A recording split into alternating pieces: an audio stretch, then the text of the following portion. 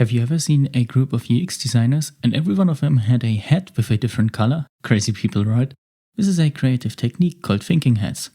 That was developed by Eduard de Bono and published in 1986. Play the intro.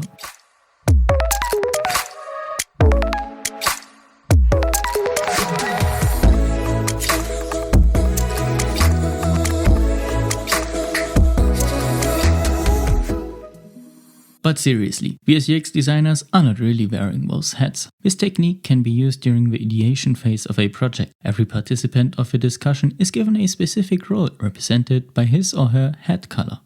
The red hat. The participant wearing the red hat needs to focus on emotional reactions like anger, fear, hope, frustration and happiness. Let's move on to the green hat. If you're wearing the green hat, your responsibility is to be creative and seek for new ways and solutions to solve the problem of your discussion. The blue hat. The person with the blue hat needs to focus on processes and structures. He or she needs to be aware of the big picture at all times. The yellow hat. The task of the yellow hat is to think of a best case scenario for the problem discovered or the solution created. The white hat. When you're wearing this hat, your responsibility is to focus on facts and analytic thinking. You need to know some statistics from the past and learn from them for the future ideas. The last hat is the black hat. The main task of this person is to think of the risks and things that could go wrong with your approach to solve the problem. Don't worry if you can't remember all of the hats right now. If one specific hat is important during the rest of this show, I will remind you what it stands for. Let's take a short break before we discuss the advantages and problems with this method.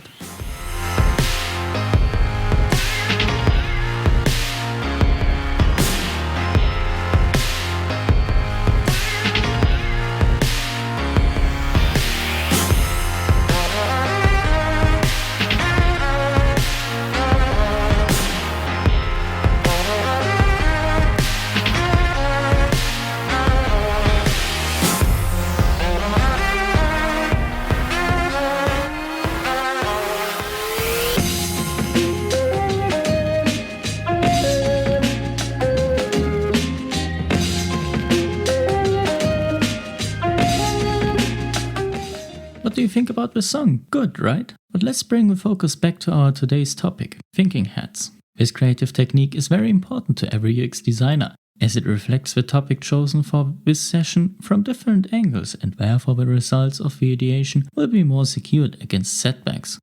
If you did not have a green hat for being creative, for example, it would be a big loss in the group, as fewer solution approaches would be created during the ideation process.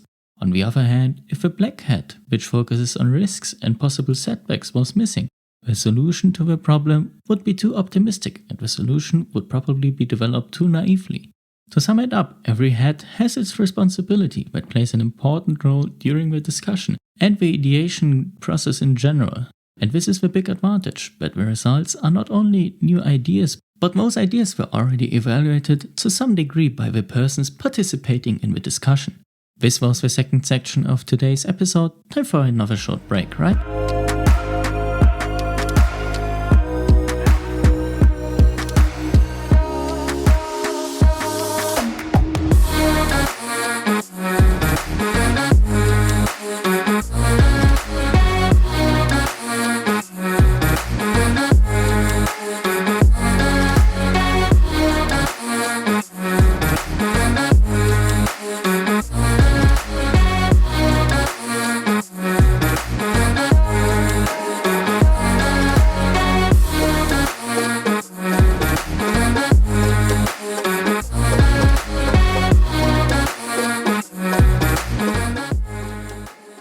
Okay, so only one more part to go for today.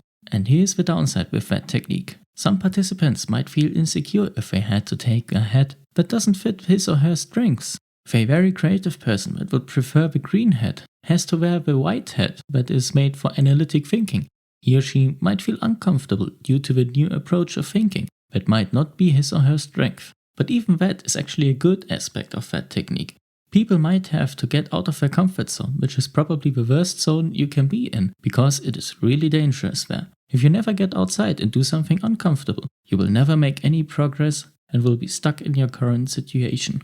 It will be impossible to improve your situation without getting uncomfortable and trying new things.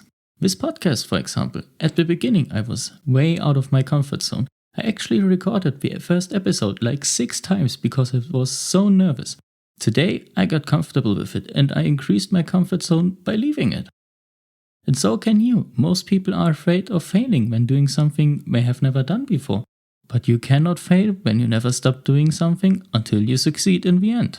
Now, I believe that's it for today. I hope you enjoyed today's episode of the UX Global's podcast. I will be back again tomorrow and I will really appreciate if you are too. Remember, always keep pushing. Enjoy your day.